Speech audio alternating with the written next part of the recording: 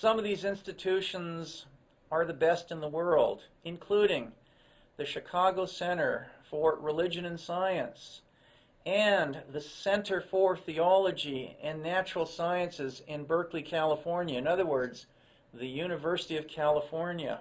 Universities such as Cambridge in England and Princeton have also established professorships or lectureships on the reconciliation of the two camps. And I have the great privilege of having Canada's first tenure-track position in science and religion at St. Joseph's College in the University of Alberta. Let's now look at some religious leaders. Pope John Paul II has written some fabulous pieces on science and religion, and I've cited some on the back page of your handout. In 1996, he said the following: "New knowledge leads to the recognition of the theory of evolution as more than a hypothesis." In other words, evolution is real. Evolution is true. With regards to the Bible, he says, the Bible speaks of the origin of the universe, and here's your operative word, not to provide a scientific treatise. In other words, the Bible's not a book of science, but rather to state the correct, and there's another important word, the relationships of humanity with God and humanity with the rest of the universe. Sacred Scripture simply declares that the world was created by God, and it expresses this truth in the terms of the cosmology, or in other words, the science in use at the time of the writer. In other words, what God did is he came down to the level of the biblical writers, thousands of years ago, and used their understanding of nature. Instead of revealing scientific facts like Big Bang cosmology or evolutionary biology, God comes down to the level of individuals and uses their categories or the ideas that they have in their minds in order to communicate as effectively as possible that he is the creator of the world and that he is their creator. Well, let's look at another Christian leader, this time an evangelical Protestant. Billy Graham, someone everyone loves. And with regards to origins, he makes it very clear what his views are. The Bible is not a book of science. Rather, the Bible is a book of redemption. In other words, it's a book to help us restore our relationship with God. Continuing, and of course I accept the creation story. I believe that God did create the universe.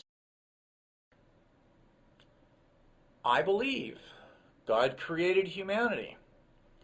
Now this next quote is probably going to surprise a lot of you, especially since Billy Graham is an evangelical Protestant. And he says, whether it came by an evolutionary process and at a certain point he took this person or being and made him a living soul or not, does not change the fact that God did create humanity. What is so wonderful about Dr. Graham is he'll be the first to tell you that he's not a scientist. He really doesn't have an opinion on evolution. But most importantly, whether the Lord created through evolution or not, according to Graham, and I think he's absolutely right here, doesn't change the fact that God is the creator, in particular, the creator of human beings. Whichever way God did it makes no difference as to what men and women are. And Billy Graham would say, we've all been created in the image of God, and their relationship to God. In other words, the Bible is a book of relationships between us and God. And of course, Billy Graham, over many, many years, has preached that we've broken our relationship with God through our sinfulness. However, the good news is it can be restored through Jesus. Well, with these examples from leaders in the scientific community and leaders in the religious community, what can we say? There are some reasonable middle ground positions. Within the scientific community, we're finding in America 40% of scientists believe in a personal God, that is, a God who answers prayer. Within the scientific community itself, there's a science-religion dialogue that has been initiated. When it comes to our Christian leaders, Pope John Paul II accepts evolution, and interestingly, Billy Graham is open to evolution. So what can we say in the light of this evidence? Well, the dichotomy, the science-religion dichotomy, the origins dichotomy is problematic. And the belief that there's only two positions, the so-called scientific position and the so-called religious position, these can be challenged today. Well, we've identified the problem. It's the dichotomy, this notion that you're either religious or scientific, you're either a creationist or an evolutionist. And I think it's clear now that there are some middle ground positions. So let's get a little more specific now and move towards a solution. Notice I use the indefinite article, a solution, because I don't think for a second this is the solution. This is one way of doing it, and this is one way that I do it, and I've found my students find this very, very helpful. Words are very important, and two words that I believe we need to master in the origins debate are teleology and dysteleology. Teleology comes from the Greek term telos, which just means plan or purpose. So if you'll note in your handout, teleology is a belief that the world has an ultimate plan or purpose. Dysteleology, and think of the term dysfunctional, dysteleology is also a belief. It is the belief the world has no plan or purpose.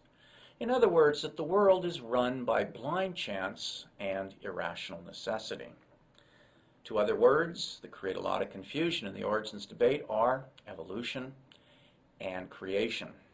When it comes to evolution, let's let the professional biologist define it for us. According to biologists, evolution is simply this. It's a scientific theory that natural processes over billions of years produced all living organisms, including humans, period. That's it. It's a scientific theory. It deals with physical realities only. When it comes to creation, let's let the professional theologians define it for us. Theologians define creation very simply.